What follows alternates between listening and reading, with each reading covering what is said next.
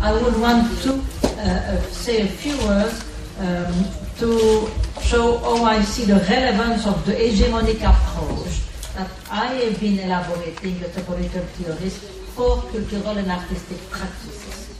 As a matter of fact, I'm convinced that it is an approach that is particularly suited to apprehend the relation between art and politics, and that it can help artists whose aim is to make a critical intervention, and I will explain in a moment how I see the matter, to envisage the condition for developing an aesthetic of resistance. So that's the first part. And then I will come to discuss a more particular issue, which I think is more related to the question of a possible role for the Biennale. So let's begin by saying something about my approach.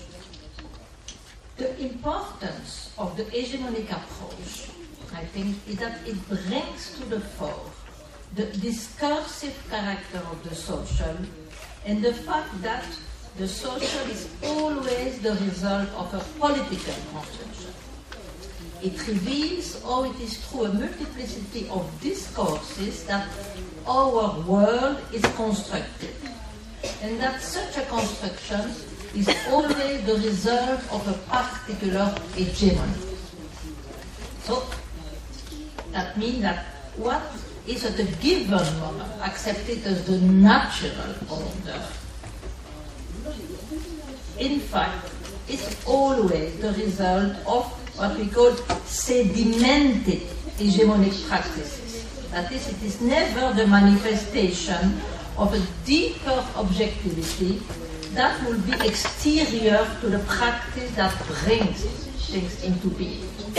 So there is no law of history. There is nothing that explains rationally the development. This is why the category of contingency is very important in our approach. And in more practical terms, this means that things could always have been otherwise, and that every order is therefore predicated on the exclusion of other possibilities. No? There is always something which, another way that things could have been going and which have been not chosen or excluded. Every hegemonic order is therefore always susceptible of being challenged by counter-hegemonic practices. By counter-hegemonic practices, we understand practices that will attempt to disarticulate an existing order with the aim of constructing a different hegemony. I think that is really something that is very important, particularly in the present context when we are told that there is no alternative to neoliberal globalization, that it is a fate that we've got to accept. And I mean, the hegemonic approach shows that this is completely wrong. There's no order which is an absolutely necessary order. And there have been roads which could have been chosen which will not have been neoliberal. So it's always possible to try to challenge the existing neoliberal hegemony through counter-hegemonic practices. And I'm going to show you that I think that artistic and cultural practices have got an important role to play in that respect. In my last book on the political, I have argued that what I call the post-political consensus, which characterize our society. Some people, for instance, Jacques Rancière, speak of post-democracy, but we mean the same thing, that in fact those societies, they still call themselves democratic, but the very meaning of democratic institution have lost its content. So this post-political consensus erases the hegemonic nature of the current order and the existence of alternatives to the neoliberal form of organization, whose diktat we are told we have to accept because there is no alternative. And this is why I think the hegemonic model is important to understand and see how we can challenge the existing situation.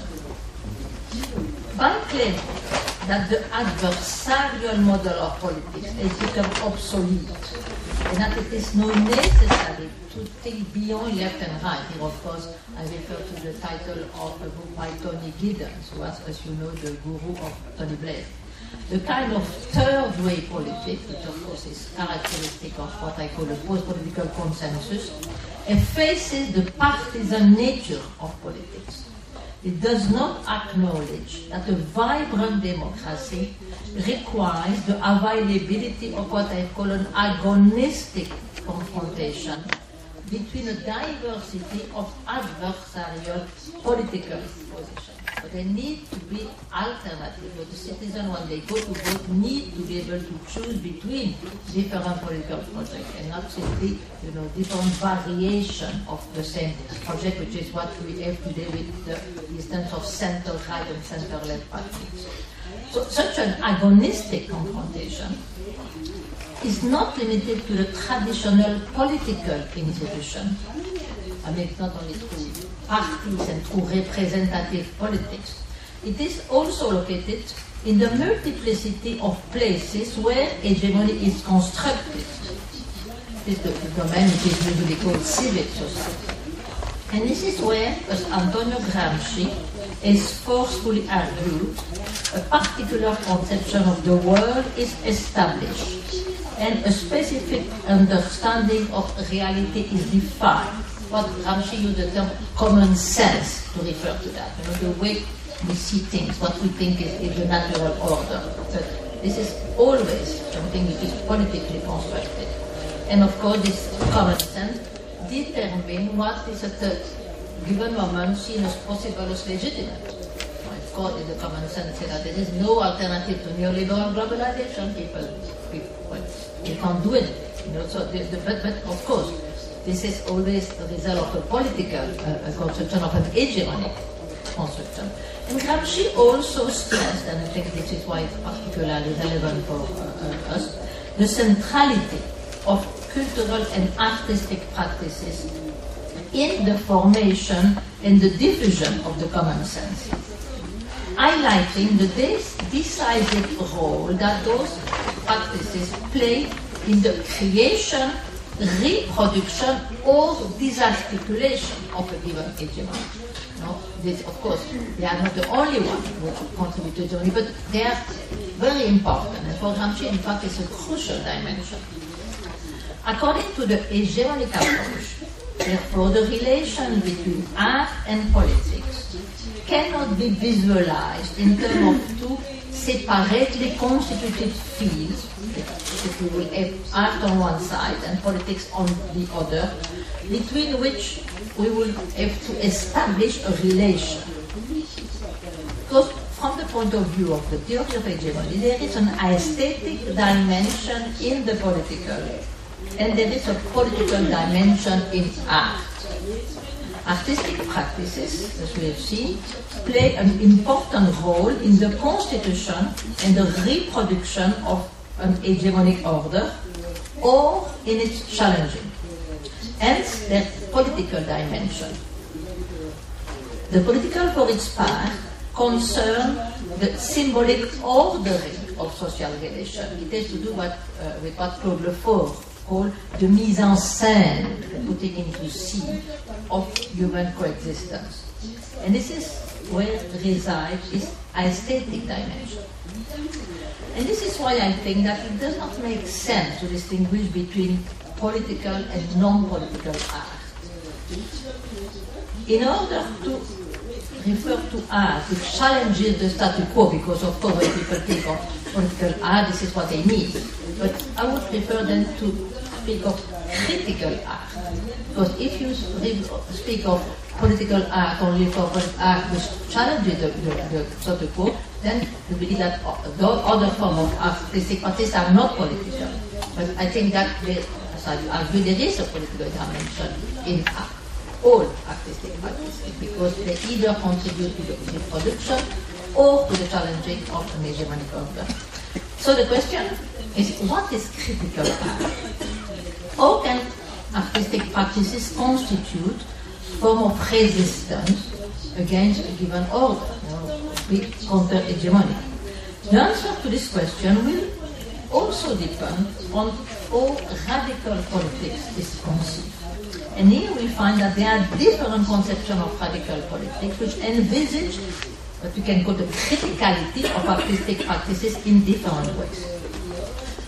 This is not to say that all critical artists have a clearly elaborated theoretical discourse about politics, but to indicate that even when they are not conscious of it, their practices are always inscribed within a certain politico-theoretical context. Here we could take an expression that Louis Althusser used to speak of la philosophie spontanée des savants, the spontaneous philosophy of scientifics. And I think that we could also speak of the spontaneous philosophy of artists.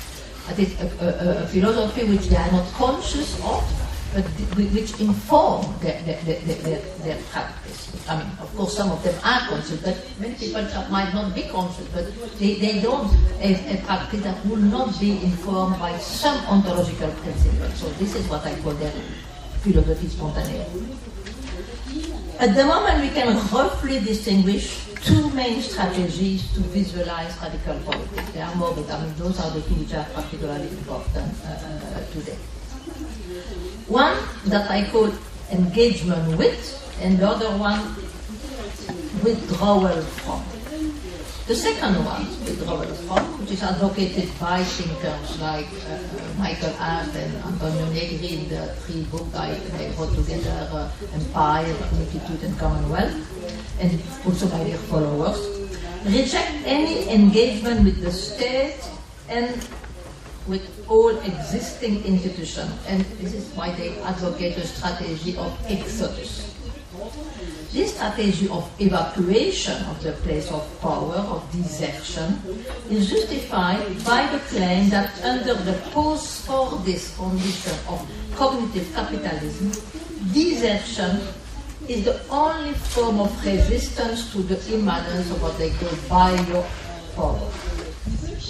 This strategy of desertion should also include the institution of the artwork, and this is why it is relevant for artistic practices, because they see those institutions as being totally instrumentalized by the creative industries. So those institutions have therefore become complicit with capitalism, and they cannot provide anymore a site of resistance, and so this desertion of all existing institutions.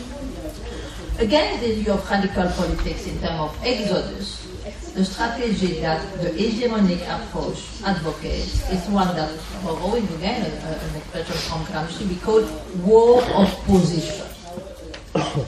It does not consist in withdrawing from the existing institution, but with engaging with them in order to bring about a profound transformation of the way those institutions function. This war of position aims at targeting the nodal points around which the neoliberal hegemony is being established, so as to disarticulate the key discourse and the key practices through which this hegemony is sustained and reproduced. So this war of position consists in a multiplicity, a diversity of counter-hegemonic practices and intervention, operating in a multiplicity of spaces: economic, legal, political, and cultural. So, of course, the war of position is not only for the cultural field, but it is a very important dimension.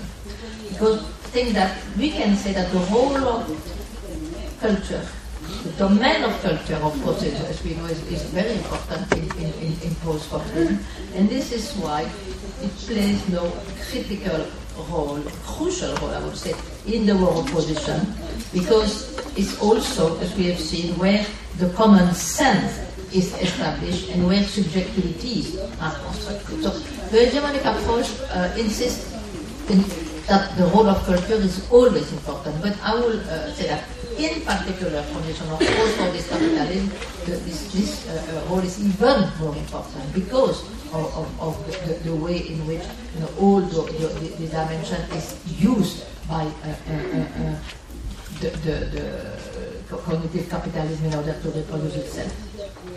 So I think that critical artistic practices can contribute to the fostering of an agonistic confrontation which, by making visible what the dominant consensus tends to obscure and obliterate, will permit to challenge the existing hegemony. And this can be done by diversity of intervention in a variety of public spaces and an active engagement with a wide range of institutions in a multiplicity of terrain. You can see the difference. It is not by deserting institutions, but by engaging with the multiplicity of institutions that the counter-hegemonic struggle is going to be able to take place. There are indeed multiple ways in which artistic practices can unsettle the established common sense and contribute to the emergence of new forms of subjectivity. This is why I always defend some kind of very pluralistic attitude in terms of critical art. I think it's a mistake to want to say, critical art must be that, this is the only way. No, I think there are many different ways in which one can make those interventions. But there is a point that I would like to stress, however. Within this multiplicity, I think there are some conception which I find rather problematic, because according to my approach, the aim of critical artistic practices should not consist in dissipating a supposedly false consciousness in order to reveal the true reality.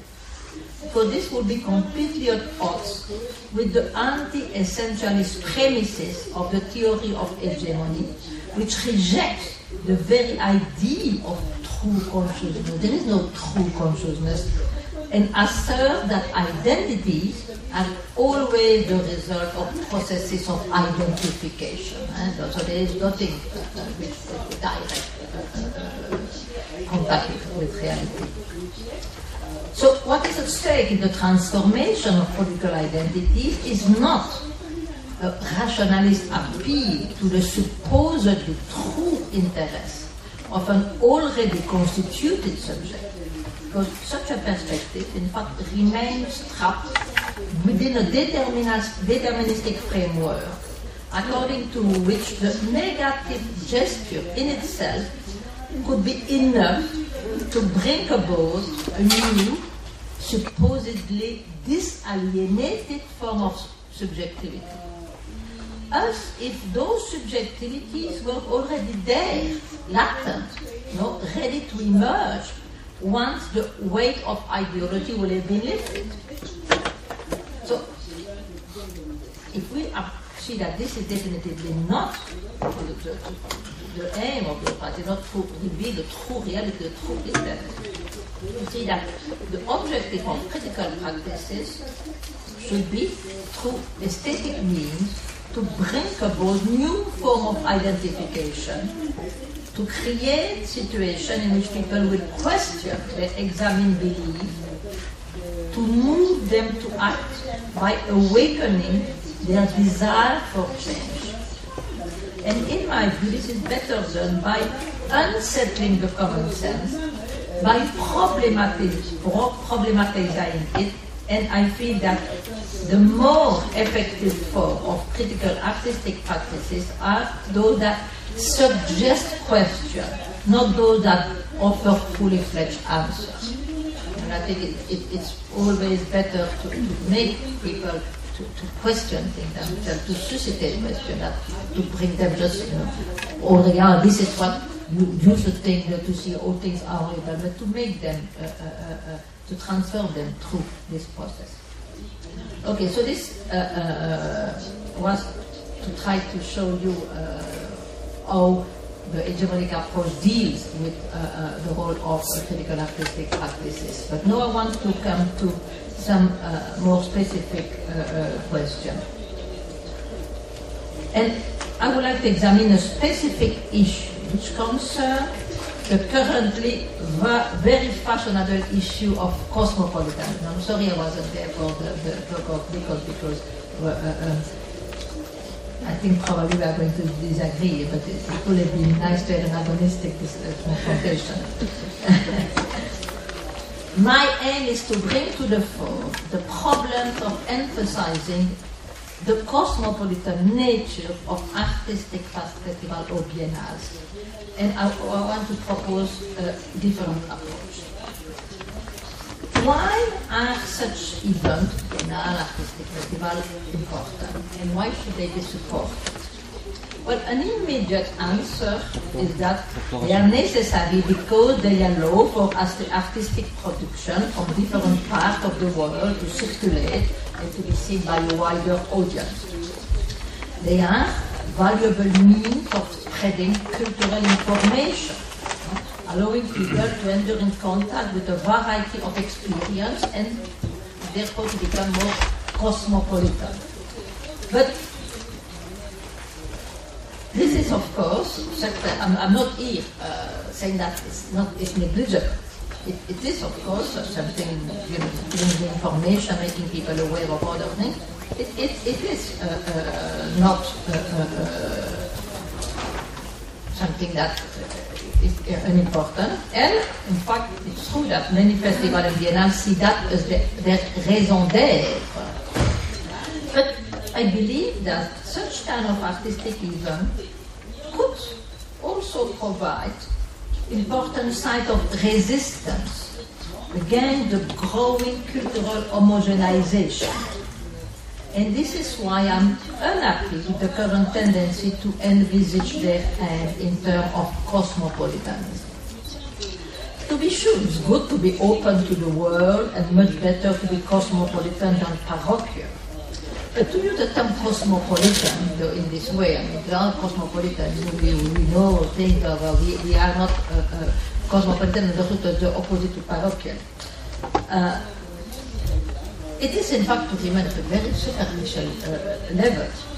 And if we want to use the term, the notion, that concept of cosmopolitan to define the aim of artistic festival and biennale, then we need to be aware of all the implications of importing such a vocabulary in the cultural and artistic domain. And this is where I've got a real problem.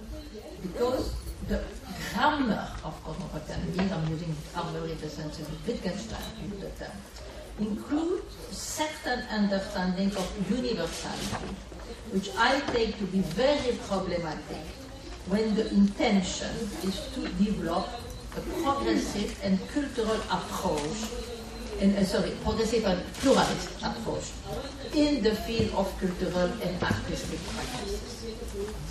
Indeed, the notion of cosmopolitanism is strongly connoted with the idea of human unity in a way that I consider to be inimical to the recognition of pluralism. But it is, in fact, perfectly compatible with the desire for the advent of a single culture that will be shared by the whole world. No doubt there are many people who desire such a development and will rejoice if such a situation could be reached. But I find such a conception deeply flawed, particularly in the field of culture. And here I'm taking my bearings from Claude Lévi-Strauss, the French anthropologist, who has forcefully argued that civilization implies the coexistence of culture, offering the maximum of diversity and maintaining their originality. In his view, the crucial contribution of the different cultures resides in what he calls écart différentiel. Écart is a word that maybe in Korean, I don't know, but we can't translate that in English. The best possible translation, in fact, and that's the one I'm going to use, is divergent variation. And I'm going to explain in a moment why the importance of this term écart. So, Lévi-Strauss say that the crucial contribution of different cultures reside in the écart différentiel, the divergent variation that exists among them. And he insists on the necessity of preserving the diversity of cultures in a world threatened by homogeneity and uniformity. Against the universalists, Lévi-Strauss urges us to acknowledge that no fraction of humanity possesses a formula valid for the whole world, and that a humanity unified by a single mode of life or a single culture is inconceivable because it would be completely ossified. I want to stress here that in no way does Lévi-Strauss defend an essentialist conception of culture as something that would be the necessary expression of a unified substance. But that does not impede him to recognize that culture do have some specific characters that make them distinguishable from each other and that constitute their originality. And it is what he expresses with the term écart différentiel, to indicate that the identity of a culture is not to be found in a pre-given essence, but in its divergence from other cultures. To think in terms of divergence and not simply in terms of differences, I think that's important because I thought something different. No, it's divergence. It's precisely what the term écart différentiel suggests. Écart is not a simple difference, it's divergent. As François Julien, the French sinologist, indicates in his book De l'Universel, the importance of distinguishing between divergence and difference is that divergence puts in tension what it separates. It shows how other possibilities can exist which cannot be reduced to mere variation of a common invariant. Instead of invariant and their cultural variation, we should say, Julien, look for equivalences and search for possible point of junction among different cultures. Some reflection by Stuart Hall can help us clarify this anti-essentialist approach to culture that I found very interesting in Lévi-Strauss when he declares, and here I'm quoting Stuart Hall, you have to think of culture as a sort of configuration of limits. It's not that it has a fixed boundary, but they are configuration of limits, which are also the configuration of articulation without which we could not speak. Because they are part of language we inhabit, they allow us to make certain kind of music, certain kind of crossover, to paint certain kind of picture that draw on 3 or 4 cognitive words and so on. So there is a positive and a negative side to it. The one thing it is not is an open space or a supermarket shelf from which you could freely choose. End of quote. Following Lévi-Strauss, I believe that the diversity of culture is a good to be cherished, and that it is important to avoid homogenization. And it is for that reason that I consider that the cosmopolitan perspective is not the more appropriate to envisage a worldwide cultural domain informed by mode of thought and artistic practices coming from different parts of the world. A cultural domain that will be able to counter the standardization imposed by capitalist globalization. I really believe that despite all the effort of the new cosmopolitan, because they are, of course, everybody today wants to be some form of cosmopolitan, and there are multiplicities of new cosmopolitan. And of course, the new cosmopolitan criticize the traditional cosmopolitan, which apparently Nicolas has defended, and they insist on the rooted character of their vision. They speak of a rooted cosmopolitanism. But I think that at first I think that's an oxymoron of rooted cosmopolitanism. But more generally, I think that the problem with the new cosmopolitan is that they cannot liberate themselves from the core meaning of cosmopolitanism, which emphasizes the fact of common belonging beyond all differences and dilutes individual attachment to specific communities. And I consider that in the end, the universalist perspective promotes the hegemony of Western modernity. So, what happens when this hegemony is challenged and the contingent conditions of modernity are brought to the fore? When its non-universal nature is acknowledged. When we want to think in terms of divergence and not simply differences. That's the question I think we need to address. And we can find insight for the discussion in many different disciplines. For instance, I think that in the current discussion in political theory about the possibility of what is called multiple modernities. One of the central ideas of this approach is that transition that we might recognize as modernity took place in different civilizations and it produced different results. Modernity should therefore be conceived as an open-ended horizon with spaces for multiple interpretation. We have to accept that the path followed by the West is not the only possible and legitimate one, and that it should not be granted any rational or moral superiority. And this, of course, goes against the kind of most contemporary political theory which precisely tries to justify the superiority, rational and moral of Western modernity and Western democracy. Non-Western societies can follow different trajectories according to the specificity of their cultural tradition.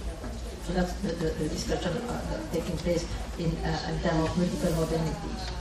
Such a line of reflection, which has also been developed by post-colonial theorists, reveals the political role played by the dominant narrative propagated by the West about its exemplary and privileged path of development, and insists on the importance to challenge this central tendency.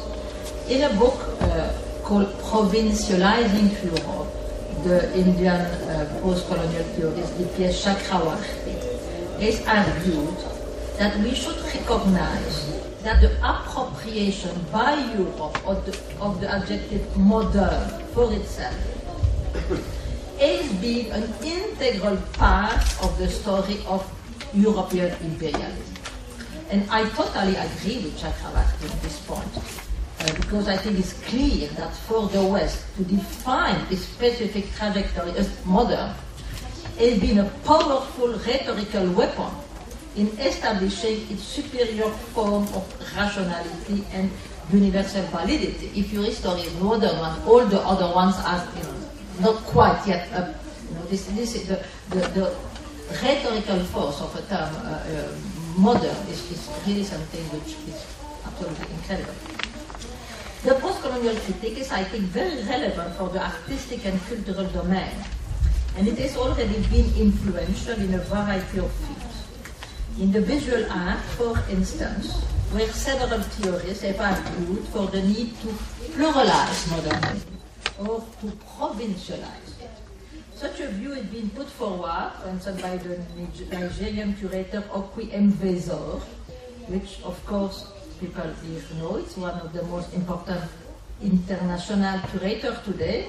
He was in charge of the Documenta 2002, the Guangzhou Biennale in 2008, and more recently the curator of the 2012 Paris Triennial entitled Intense Proximity. And Mvezor's approach shines with the one advocated by Nicolas Bourriaud, who was the curator of the Tate Triennial in 2009, to which he gave the title Alter Modernity. As theorized by Bourriaud, alter modernity is presented as an alternative to both the modernist universalism and the postmodern multiculturalism. It is an attempt, he said, to redefine modernity in the era of globalization. As he put it, and here I quote Bourriaud, it's from his book The Radicant, What I'm calling alter modernity does designate a construction plan that will allow new intercultural connection, the construction of a space of negotiation going beyond postmodern multiculturality, which is attached to the origin of discourses and forms rather than to their dynamics. End of quote. Bourdieu wants to reclaim the concept of modernity in a way that incorporates the post-colonial critique of its totalitarian implication and colonialist effects. His aim is to rethink the modern beyond the ideas of avant-garde, universalism, progress and radicality to which it has previously been linked in 20th century Western modernism. He argues in terms of a new modernity, a 20th century modernity born of global and decentralized negotiation, of multiple discussion among participants from different cultures, and the confrontation of heterogeneous discourses. Such an alter modernity is to be envisaged as a process of translation through which different cultural codes are put in relation in an attempt to transfer them from one context to another so as to make them resonate with each other.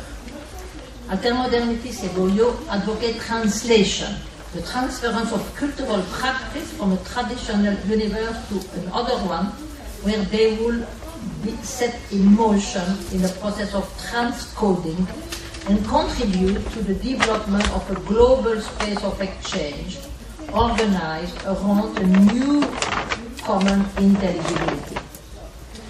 Commenting on Bourdieu projects in the catalogue of the alter modern triennial, Opium Weser notes that the aim of the alter modern is to discover what he called the current habitation, in fact that's a term he borrows from Dipesh Chakravarti, of contemporary practices. It rejects the rigid structure of an implacable modernity and the modernist ideal of artistic autonomy. It is also a rebellion against the systematization of artistic production based on a singular, universalized concept of artistic practices. In the view of Weser, Bourdieu's alter modern approach sets out to explore the eccentric and dialogical nature of art today, including its scattered trajectories and multiple temporalities, by questioning and provincializing the idea of the center, by decentering its imaginary. Well, I think that's an interesting approach, but they've been subject to a variety of criticisms that are worth taking into account. For instance, Zdenka Badovinac, who is the director of the Moderna Galleria in Ljubljana, has argued that Bourdieu's conception of alter modernity does not acknowledge the power relation that exists among the different agents of the alter modern project, and the fact that in the negotiation between agents from different cultures, the structure of power is always at play. Indeed, there might not be anymore an accepted center, but that does not mean that all the participants are equal. In her view, Bourdieu's project of pluralizing modernism and facilitating translation between cultural codes relies on a conception of globalization that remains blind to the profound inequalities between economic and cultural exchanges. And she claims that the concept of plurality of narrative needs to be linked to the unfinished project of decoloniality and that the notion of alter modernity maintains, she said, the centrality of Euro-American modernity as a modernity of reference. Badovinac proposes to see contemporaneity as an alternative concept to modernity in the artistic field. She illustrates her proposal by explaining that while the Museum of Modern Art serves certain universal paradigms, master narrative, and the hegemonic goal of the big Western institution, the Museum of Contemporary Art must serve the need of local spaces so that they can enter into dialogues with others. This requires that a contemporary museum must determine its own work priorities, which cannot be universal. And Badovinaš asserts that contrary to the Museum of Modern Art, which serves to homogenize differences, and in that way to cover up dominant antagonism, the Museum of Contemporary Art should not cover up the antagonism under a pluralism of pure diversity, but rather underlines them. It must put forward the formation of a parallel narrative, developed primarily with the help of local institutions. It must create the foundation for the reception of art as it evolves in very different contexts. For instance, she said it must draw attention to the differences between the Eastern and Western social realities. Being in Ljubljana and Slovenia, she is particularly sensitive to that aspect. And also the difference between the neo-avant-garde movement in the two different spaces, the East and the West. Badovinaš has in fact implemented this strategy of the Moderna Galleria, where she has put together a number of projects connected with the Balkans and more generally Eastern Europe. The aim of those projects is to offer more possibilities for local institutions to produce knowledge about their own history and thus indirectly to produce changes in the global art system. Well, I agree with Badovinaš on the necessity of taking account of the divergences and dissonances that exist among artistic practices and of the power relation with structural cultural exchange. This is in fact a view that resonates with the agonistic pluralism that I am advocating. And I think it will be important to introduce this dimension much more explicitly in a revised alter-modern approach. I mean, she seems to believe that their views are completely incompatible with Bourdieu. I don't think so. I think that it would be possible to reformulate the alter-modern project so as to take account of those power relations. And of course, the aim of this should be to resist the homogenizing aspect of neoliberal globalization without retreating to localism and the defense of essentialist identity, because obviously this will be the danger, to pass from one extreme to the other.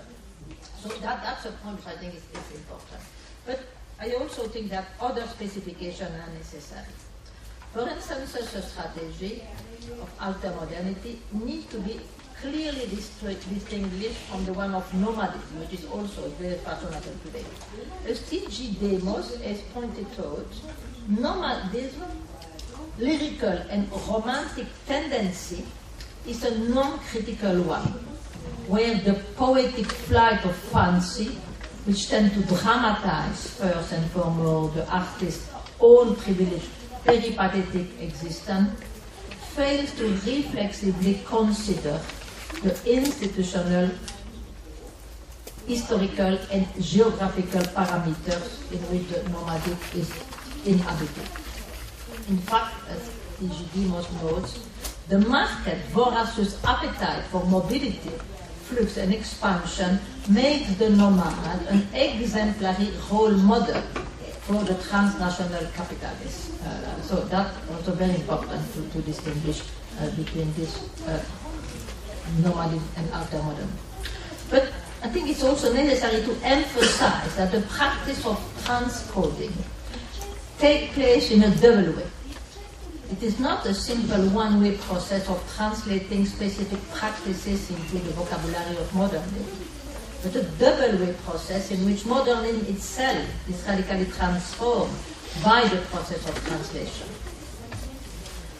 And finally, I think it is also necessary to acknowledge that translation are practice of displacement that produce tension and leave a reminder As Walter Benjamin reminds us in The Task of the Translator, translation always involves a violent dimension which affects not only what is translated, but also the element in which something is translated. Divergences do not disappear to translation, and we need to relinquish the illusion that a worldwide encounter of cultural and artistic practices will lead to a consensual dialogue. It's enough to translate and we will all be happy. No, the dissonances, the divergences do not disappear in translation. So, acknowledging divergence and the tension inherent in the practice of translation requires being aware that those divergences could become site of antagonism. So the antagonism is always, in a sense, its possibility is always ever present. So what's important is that those divergences are not treated in an antagonistic mode, but in an agonistic mode. And of course, this is where I come back to my difference between antagonism and agonism, which are developed in terms of basically thinking of democracy. There is in fact a term forged by Jacques Derrida, which I find useful to apprehend the element of violence, which is present in the encounter between cultures. In his reflection on hospitality, Derrida, following in fact the linguist Benveniste, brings to the fore the deep ambivalence of the term hospitality, coming from two words with the same roots: hospice, host, and hostis, enemy. To express this ambivalence and indicate the entanglement of hostility and hospitality, Derrida coined the term hospitality. You always like to put the hospitality. I think, in fact, that a similar ambivalence takes place in the negotiation between different cultures, and that an adequate approach should visualize the field of artistic practices of the space where an agonistic encounter takes place between a diversity of cultures, which recognize their divergences and engage with each other without any of them having the pretense of being the superior one. This agonistic encounter is a confrontation where the aim is neither the annihilation nor the assimilation of the other, and where the tension between the different approaches contribute to enhance the cultural pluralism which characterize the world, by bringing to the fore the agonistic character of the encounter between a plurality of cultural practices. Such an approach might help us to address much better than the cosmopolitan one the crucial question to which we are currently confronted in the artistic field. This agonistic dimension is precisely what is erased in the cosmopolitan approach, which suggests the possibility of a consensual and harmonious encounter between different cultures. So those ideas that I presented here, I think are pertinent. I mean, I've put it here more a discussion in terms of visual art. But I think that it's something which is really pertinent for the field of culture in general. So it is something which I find useful to think, for example, the role of Biennale, but also the role of artistic and cultural festival, because I really convinced that by aiming at visualizing the modern and discovering the habitation of contemporary artistic practices, those discussions have produced important insights which are valuable in the wider field of cultural and artistic practices. For instance, they also could be a source of inspiration for envisaging the role of cultural and artistic festivals, which do not want to limit themselves to fulfilling a role of cultural information, by aiming at the establishment of an agonistic dialogue among a variety of artistic practices, a dialogue that acknowledges divergences and dissonances, recognizing the world as a pluriverse whose diversity it is necessary to preserve. I think that such artistic event could contribute to bring about a better understanding across culture.